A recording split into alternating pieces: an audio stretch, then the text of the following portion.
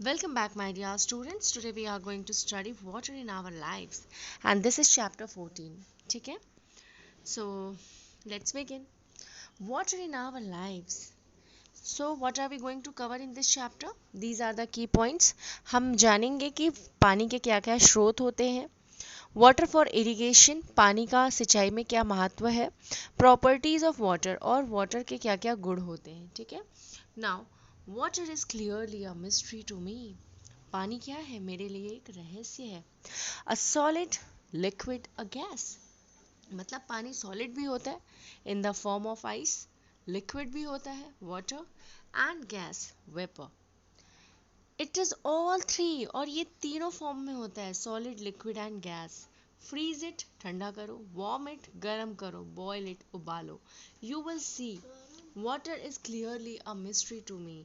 पानी मेरे लिए क्या है? एक रहस्य है. So let's begin. Water is one of the most important gift of nature. पानी क्या है? एक सबसे महत्वपूर्ण गिफ्ट है. किसका? प्रकृति का. All living things, whether plants, animals or human beings, cannot survive without water. जितने भी living things हैं, फिर वो चाहे plants हो, animals हो, मानव जाति हो, वो पानी के बिना जीवित नहीं रह सकते हैं. 70% of our body is made of water. हमारी बॉडी का लगभग 70% पानी से बना हुआ है. It is present in fruits, vegetables, leaves, animals, air and everywhere. ये जो है फलों में मौजूद है, सब्जियों में मौजूद है, पत्तियों में मौजूद है, जानवरों में, हवा में, और हर जगह. Our earth is also known as blue planet. हम अपने अर्थ को ब्लू प्लैनेट कहते हैं. क्यों कहते हैं? Because 3/4 part of the earth is covered with water. क्योंकि पानी का जो 3/4 भाग है वो किससे ढका हुआ है? वो पानी से ढका है. It looks blue in colour when seen from the space. अगर आप इसको स्पेस से देखेंगे तो आपको ये ब्लू कलर में दिखाई देगी, क्योंकि इसका जो 3/4 भाग है वो पानी से ढका हुआ है. सोर्सेज ऑफ वाटर, पानी के स्रोत. Rain is the main source of fresh water on the earth. ठीक है. बारिश जो होती है वो मेन सोर्स होती है फ्रेश वाटर का पृथ्वी पर. Some rain water is found on the surface. कुछ जो पानी वर्षा का पानी होता है वो सरफेस पे पाया जाता है, जैसे कि रिवर्स में, लेक्स में, पॉन्ड्स में.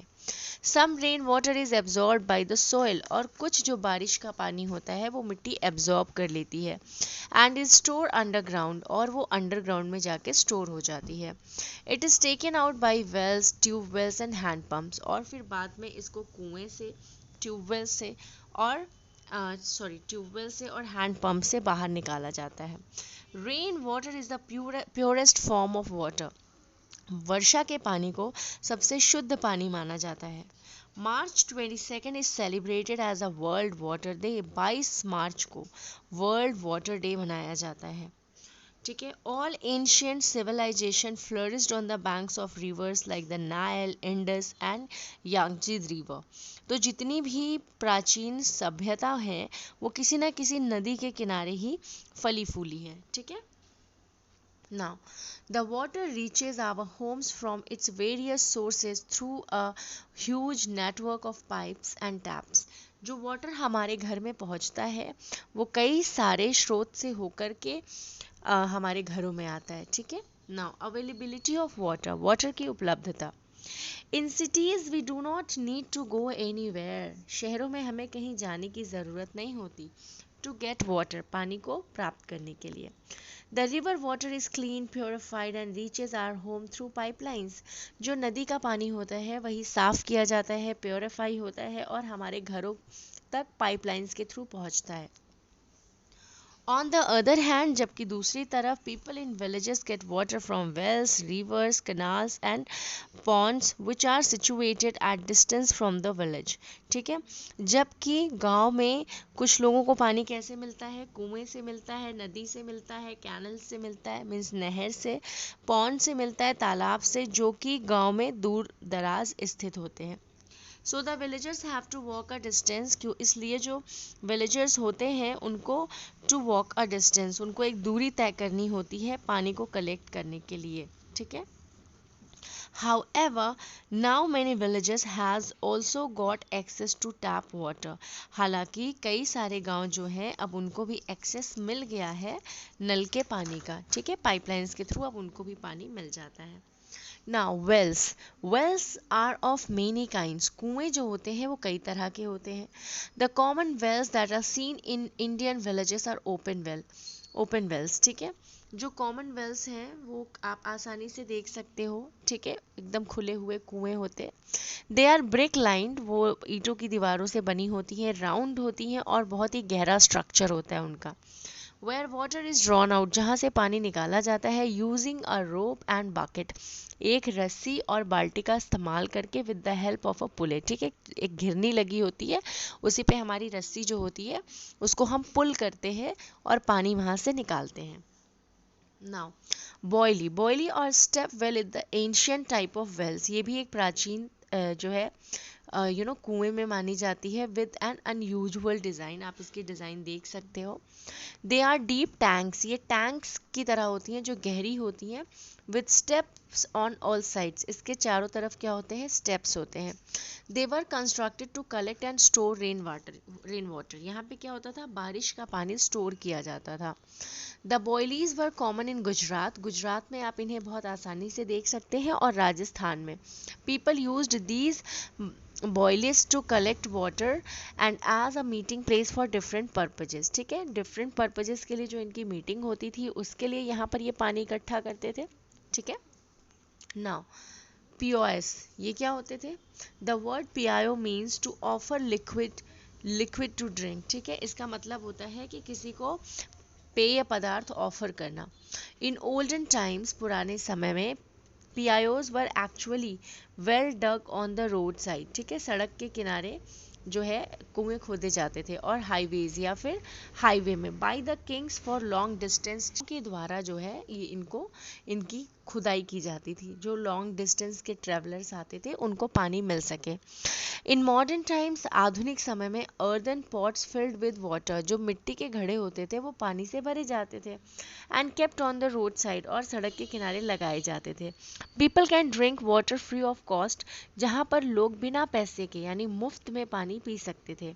These PIOs are maintained by charitable organization. ये जो होते थे चैरिटेबल ऑर्गेनाइजेशंस के द्वारा मेंटेन किए जाते थे, जैसे कि टेम्पल, गुरुद्वारा और local residents. In modern times, we carry bottled water और even water coolers along with us while travelling. आज के टाइम में लोग क्या करते हैं, अपने साथ ही वाटर बॉटल को कैरी करते हैं और उसको ले जाते हैं, ठीक है.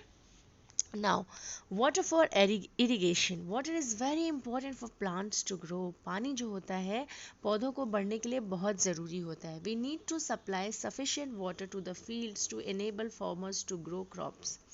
हमें पानी की सप्लाई जो होती है वो सफिशिएंट मात्रा में करने की ज़रूरत होती है, जिससे किसान जो हैं वो अपने अनाज को उगा सकें. Different crops are grown in different regions depending upon the quantity of water they need. विभिन्न तरह के जो अनाज होते हैं वो विभिन्न क्षेत्रों में उनकी जितनी पानी की ज़रूरत होती है उस पर उगाए जाते हैं, ठीक है. Some crops need a lot of water. कुछ अनाज को ज़्यादा पानी की ज़रूरत होती है, जैसे कि rice, jute. Therefore they are grown in regions of heavy rainfall. इसीलिए ये ऐसी जगहों पर उगाए जाते हैं जहाँ पर ज़्यादा बारिश होती है. Wheat and sugar cane need a moderate amount of water. गेहूं और गन्ना, इसको एक पर्याप्त मात्रा में पानी की ज़रूरत होती है. So they are grown in areas with average rainfall. ये ऐसी जगह पर उगाए जाते हैं जहाँ पर औसत बारिश हो जाती है. Millets are grown in dry areas. Millets यानी जो बाजरा होता है वो ऐसी जगह पर उगाए जाते हैं जो कि सूखे होते हैं ना, क्योंकि इन्हें कम पानी की ज़रूरत पड़ती है. Tea and coffee are grown on hill slopes. जबकि चाय की पत्ती और कॉफ़ी जो होती है वो पहाड़ों की स्लोप्स पे उगाई जाती हैं. Where water is available in plenty, जहाँ पर पानी जो होता है पर्याप्त मात्रा में होता है, ठीक है, या प्लेनिटी का मतलब हो गया कि प्रचुर मात्रा में होता है. Rain is the main source of water for crops. अब जो बारिश होती है वो अनाज के लिए मुख्य स्रोत होती है. How ever rainfall in India is irregular. अगर हम बारिश की बात करें भारत में तो ये रेगुलर नहीं है, अनियमित है और सीजनल है। सीजन के ऊपर डिपेंड करता है। रेनी सीजन में ही सबसे ज़्यादा बारिश होती है। All parts of our country do not receive adequate rainfall. हमारे भारत के जो बहुत सारे भाग ऐसे हैं जहाँ पर पर्याप्त मात्रा में बारिश नहीं होती। Therefore alternate source of supply of water to the fields is required. इसलिए हमारे पास ऑल्टरनेट स्रोत होने चाहिए पानी की, जिससे कि हम अपने खेतों में पानी डाल सकें।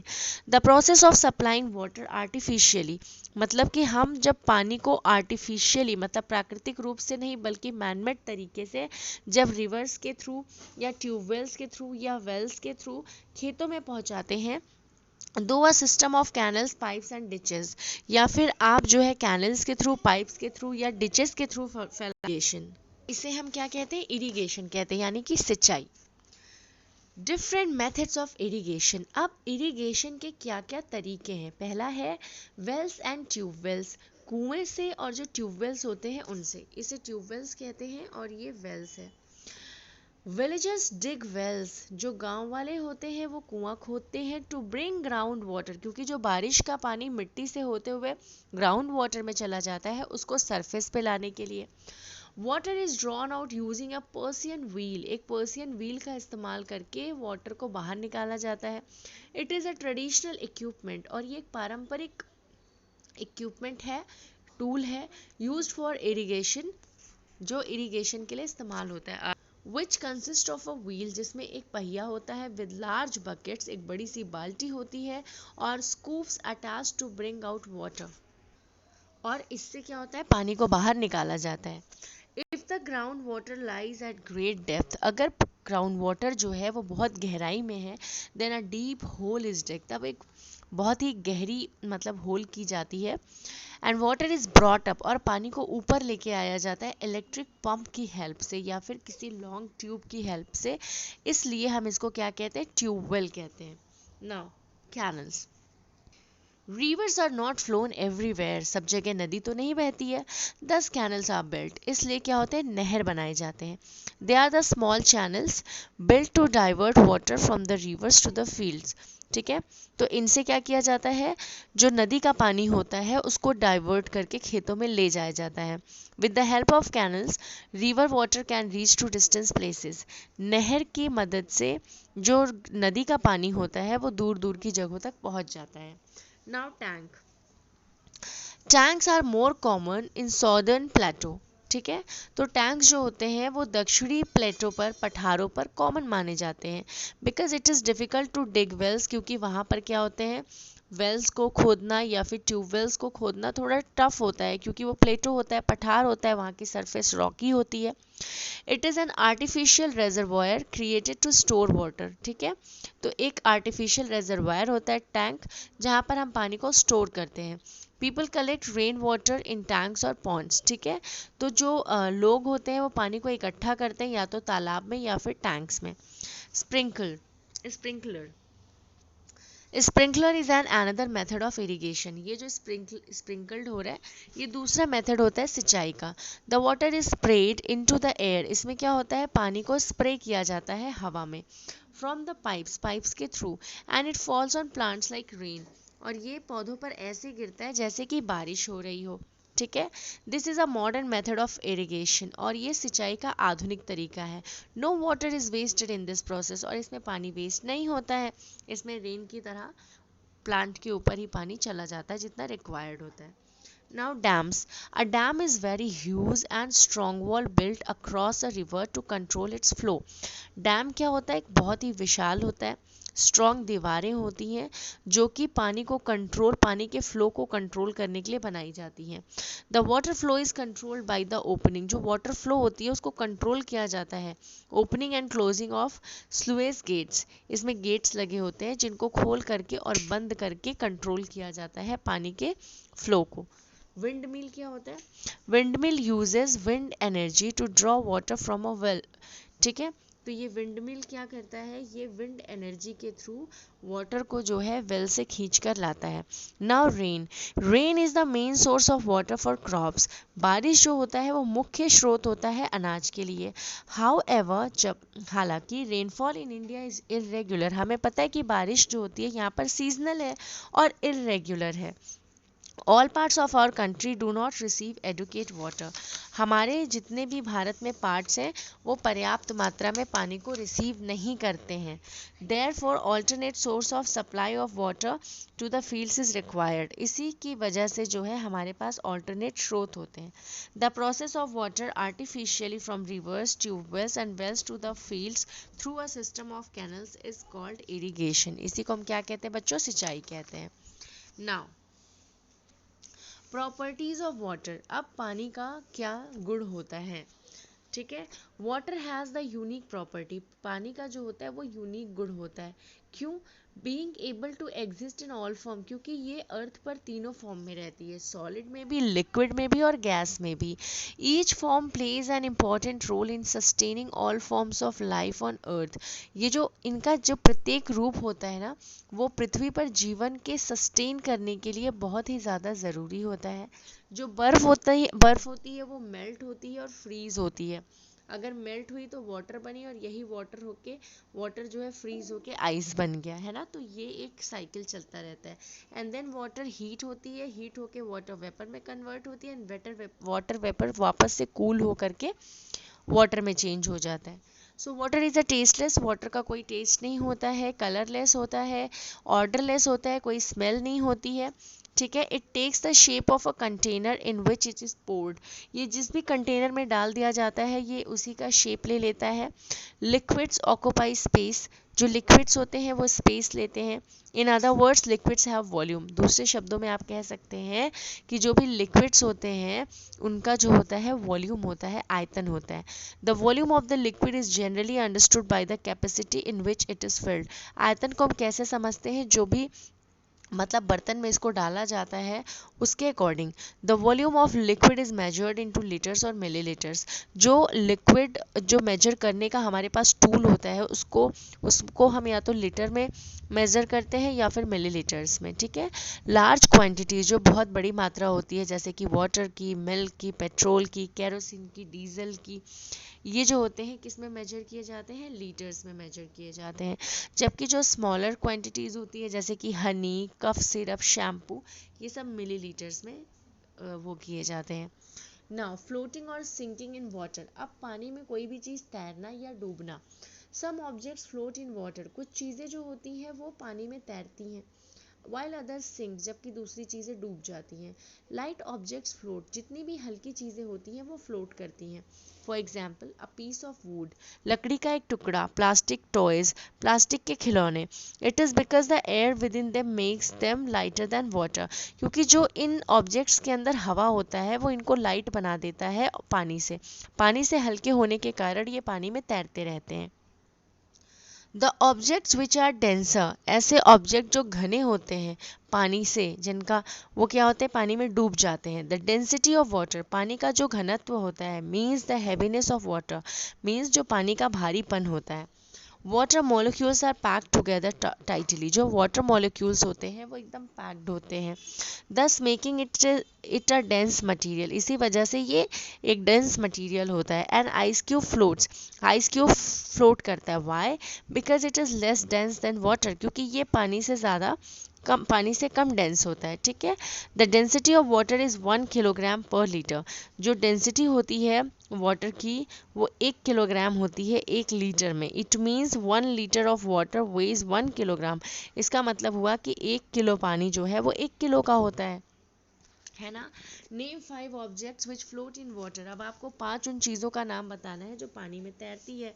Very simple, the first one is would, plastic toys, है ना। So you can write here toys, but which kind of toys? Plastic toys, okay. So I'm writing here plastic toys.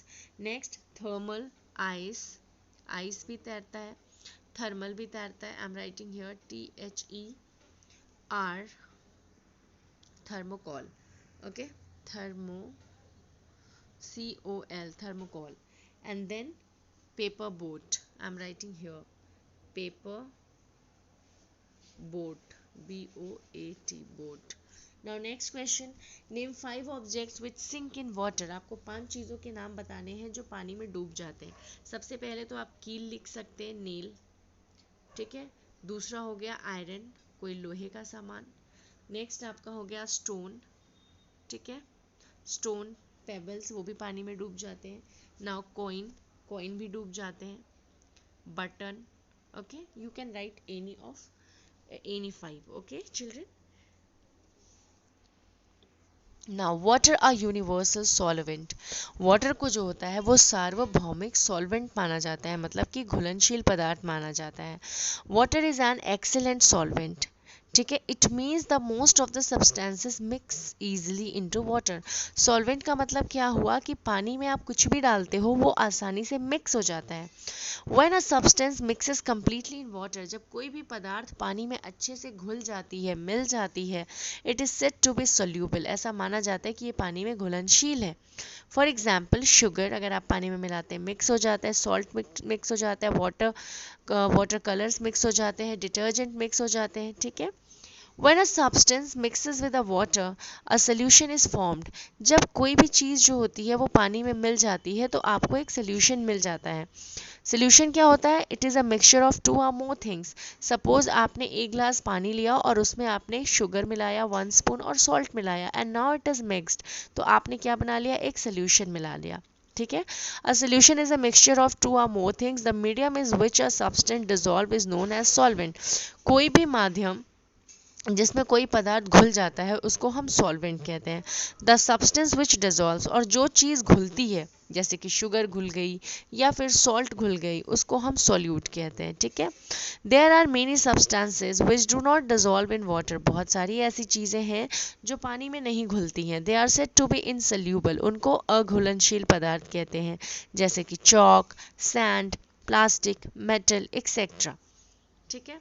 There are some substances, कुछ पदार्थ ऐसे भी होते हैं विच do not dissolve in water, जो कि पानी में नहीं घुलते हैं, बट दे एब्जॉर्ब वाटर. वो वाटर को क्या कर लेते हैं? एब्जॉर्ब कर लेते हैं, और एब्जॉर्ब करने के बाद वो हैवी हो जाते हैं, जैसे कि cotton, sponge, wool etcetera. Water is the most important and valuable natural resource. पानी जो होता है वो सबसे महत्वपूर्ण और बहुत ही अमूल्य होता है. We must adopt different measures to control its wastage and conserve it. तो सबसे पहले हमें विभिन्न तरीके अपनाने चाहिए जिसकी वजह से हम वाटर वेस्टेज को रोक सकें और वाटर को कंजर्व कर सकें, ठीक है. Now let's talk about to the exercise. It is used to the volume of water. तो measure the volume of water, that is liter. It floats in water. Ice float करती है ना. Now next slide is, I'm moving to the next slide. Underground water can be taken out by hand pump, tube well. It's not soluble in water, that is sand. Salt भी मिल जाता है, detergent भी mix हो जाता है और sugar भी mix हो जाता है. Now color green for true and red for false statement. So I'm not having the red one. That's why I'm not having the green one. That's why I'm using blue pen. Okay, sorry, blue. Pure water has a very nice color and smell. जो pure water होता है वो उसकी smell और ये अच्छा रहता है. येस, दिस इज ट्रू, ठीक है. Now next is water takes the shape of the container in which is poured. Yes, true.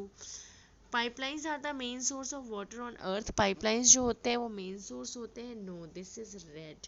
Pipelines जो होते हैं वो मेन स्रोत नहीं होते. रेन वाटर होता है मेन स्रोत. Next, rice needs a lot of water to grow. चावल को बहुत ज़्यादा पानी की ज़रूरत पड़ती है. True. Next, you have to buy a water at the पियाऊ. No, this is again wrong. हमें पियाऊ में ज़रूरत नहीं पड़ती है खरीदने के लिए, ठीक है. Now, solute and solvent together makes a solution. Yes, they makes a solution. True. Give reason for the following. ना. So answer question is there. Millets are grown in Rajasthan. क्यों? क्योंकि millets को कम पानी की ज़रूरत पड़ती है इसलिए, ठीक है. Sponge become heavy. क्यों? क्योंकि वो वाटर को एब्जॉर्ब कर लेते हैं. Underground water is actually rain water. We all know that कि जब रेन वाटर होता है तो सॉइल उसको एब्जॉर्ब कर लेता है और पानी ज़मीन के अंदर चला जाता है. वाटर जो होता है यूनिवर्सल सॉल्वेंट होता है. क्यों? क्योंकि जो मोस्ट ऑफ द सब्सटेंसेस होते हैं वो इसमें मिक्स हो जाते हैं और डिसॉल्व हो जाते हैं. Next question, given below are the names of certain things, put them in correct columns. बच्चों मैं आपको एक दो करके बता दे रही हूँ, बाकी आपको खुद से करना है, ठीक है. सो पानी में क्या तैरती है, कॉर्क तैरता है ना. ओके. क्या डूब जाती है, आयरन रॉड डूब जाता है. So I am writing here iron and then rod. ठीक है. इसके बाद क्या मिक्स हो जाता है, सॉल्ट मिक्स हो जाता है. और क्या मिक्स नहीं होता है, इसमें भी आपको बताना है कि सैंड मिक्स नहीं होता है. तो ऐसे आपको इन चीज़ों को आइडेंटिफाई करना है और तीन तीन बॉक्सेस दिए हैं, आप अच्छे से कर सकते हैं. Now answer the following question. Question number 1 is, what is the main difference between soluble and insoluble substances? तो soluble means obviously जो पानी में घुल जाए उसको soluble कहते हैं, और जो पानी में ना घुले उसे insoluble कहते हैं. अब जैसे अगर आप शक्कर मिला दो पानी में तो वो उसमें पता ही नहीं चलेगा कि आपने शक्कर मिलाई है कि नहीं, उसमें वो बिल्कुल घुल जाएगा, है ना. जैसे कि sugar, salt, detergent, water colours etcetera. और जो चीज़ें नहीं घुलती हैं जैसे कि चॉक, सैंड, प्लास्टिक, मेटल, उनको हम इनसोल्यूबल कहते हैं. What is irrigation? Why is it required for farming? ठीक है. The process of supplying water artificially from rivers, tube wells and wells to the fields through a system of canals, pipes and ditches is called irrigation. It is required for farming because plants need water to grow and all parts of our do not receive adequate rainfall. So irrigation is an alternative source of supply of water to the fields. Now question number 3 is, how are farming and irrigation done on hill slopes? Tanks. Okay. So here tanks are more common for farming and irrigation on hill slopes because it is difficult to dig well on tube wells due to the rocky surface. Tanks are an artificial reservoir created to store water. Question number 4 is, what is a water wheel? How is it useful? Villagers dig wells to bring groundwater to the surface. Water is drawn out using a Persian wheel or water wheel. It is a traditional equipment used for irrigation which consists of a wheel with a large buckets or a scoop attached to a bring out water. What is a step well? How is it useful in olden days? It is the ancient type of well with steps on all sides. It is made to collect and store rainwater and as a meeting place for different purposes. Alright. So children, thank you so much for watching. We have finished the chapter. Thank you.